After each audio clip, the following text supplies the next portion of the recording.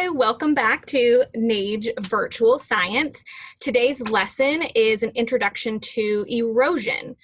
So, first off, I've posted a study guide for you that covers weathering and erosion. You'll notice the first part of the study guide has all of the information that you already took notes on last week on weathering. So, you're not going to go back and take your notes from last week and copy it into the study guide unless you want to, but you don't have to. I just want you to be aware that those types of questions on weathering will be on your quest next Tuesday on the 21st. So the study guide is posted. Today we're going to be beginning erosion, which is chapter 6.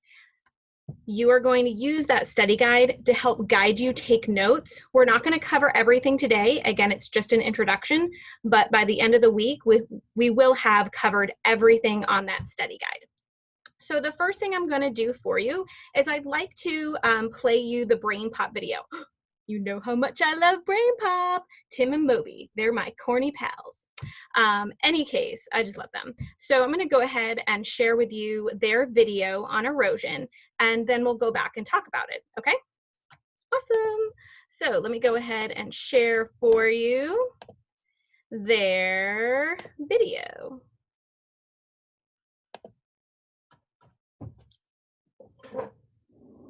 What's that?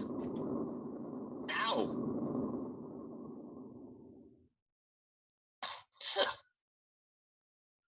Dear Tim and Moby, what's erosion? Does it make a sound? From Minnie P. Funny you should ask, Minnie. We just had kind of a close call with the forces that cause erosion. Erosion happens when running water, wind, waves, or glaciers pick up stuff like dirt and rocks from Earth's surface and move them around. Plant roots hold sand or soil together against the effects of wind and water. When they're not there, erosion goes nuts.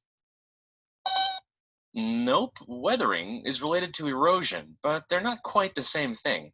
Weathering occurs when rocks are broken into fragments. Erosion occurs when those fragments move. Sandblasting is a type of weathering that happens when particles of dirt and sand wear away at rock over time.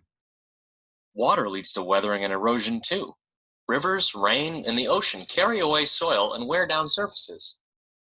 Erosion creates floodplains, sandbars, and river deltas. Over millions of years, water can make fantastically deep canyons and even change the shapes of continents. Beaches are formed by weathering and erosion too. Sand is made by the gradual process of pebbles being broken up into smaller and smaller pieces by the motion of waves. A kind of erosion that may not be as easy to spot is glacial erosion. As glaciers move, they slowly but steadily pick up loose materials from the ground. Pieces of rock caught on the glacier's surface grind mountain walls and valleys.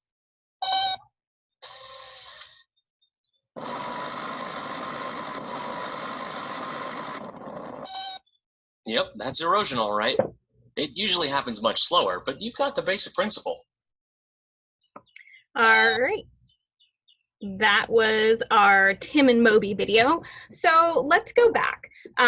Let's first talk about what erosion is. You'll recall last week I said a lot of people use weathering and erosion interchangeably, but they really do mean separate things. Weathering is the breaking down process into smaller pieces, whereas erosion is the moving process.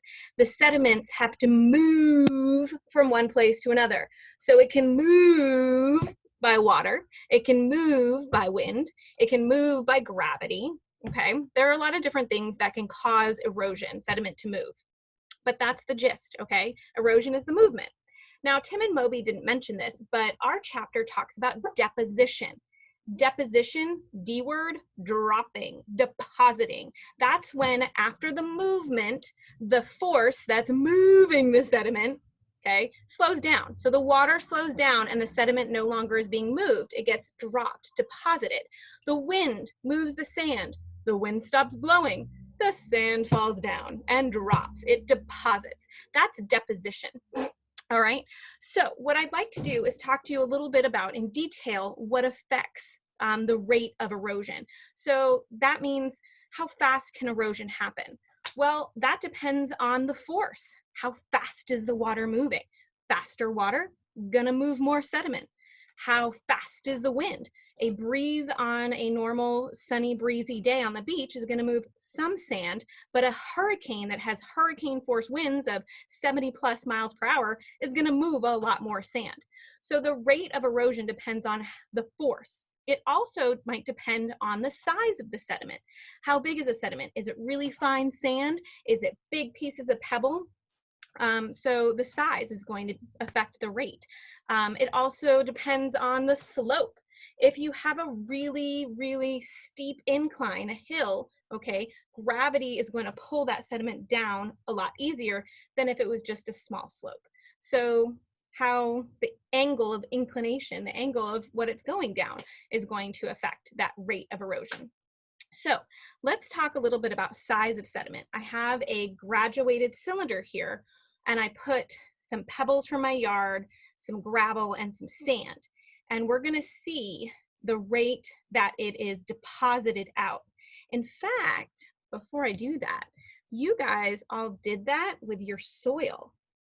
So you got layers based on the size of the sediment that was mixed in your soil.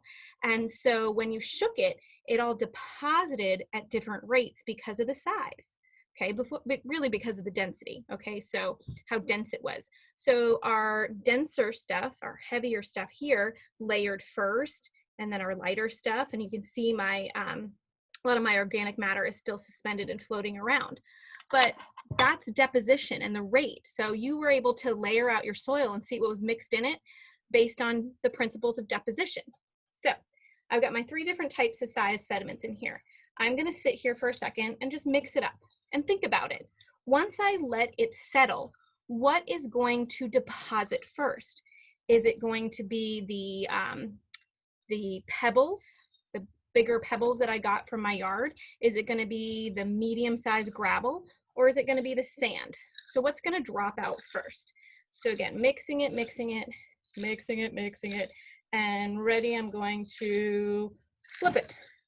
So what came first to the bottom? The bigger pieces, the gravel, and what settled all on the top? The sand. So again, size of sediment is going to, size of sediment is going to affect the deposition rate, okay? So heavier stuff gets dropped first. It takes a lot more force to move the heavier stuff. So once that force stops, it's going to drop out.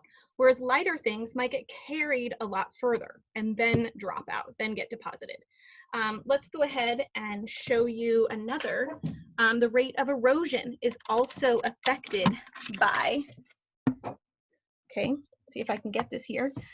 There we go, I got it. Okay, so I've got different size sediment in my pan here. I've got some sand, again, the gravel, and some rocks. When I put the water, okay, what do you think is going to move first? Is it going to be the big rocks? Is it going to be the gravel? Or is it going to be the sand? Okay, so if you look, my rocks didn't move. But what did move was, look, all this sand moved because it's smaller. So the size of the sediment, okay, the size of the sediment is going to affect the rate. The smaller the sediment is going to get eroded away first. Again, water, when it moves, it's going to move the sand first. It's not going to move the big boulder, okay? So that's some of the things that can affect erosion rate. So let's go ahead and look at some examples of landforms that are created by erosion and deposition. So let me go ahead and share for you. Here we go. Nope, I don't want to share. I want to present. Okay, so here are some examples of landforms created by erosion. Beaches are shaped by erosion. Anytime sand is carried away from a beach and the beach changed shape, that's a landform that has been affected by erosion. Canyons and valleys, rock formations like arches, sea cliffs, mountains. So this is actually a local picture. Who recognizes this hotel right here, the pink one? Yep, that's the Don Cesar. So this is right here on St. Pete Beach, and you can see the beach has been shaped by erosion. All of this sand here has been taken away, has moved. And so now you have this steep here, this kind of shift.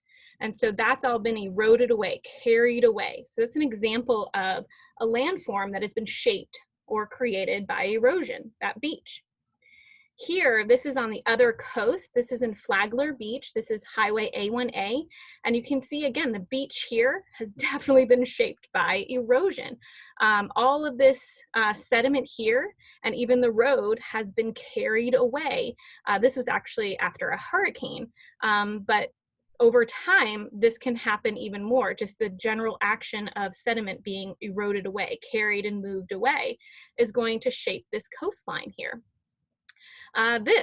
Hopefully you recognize this. This is the Grand Canyon. This one is a canyon that has been shaped by the river, okay? The river cuts through the rock and carries all that sediment over thousands and millions of years. As it carves through, it carries that sediment downstream and carves out the canyon.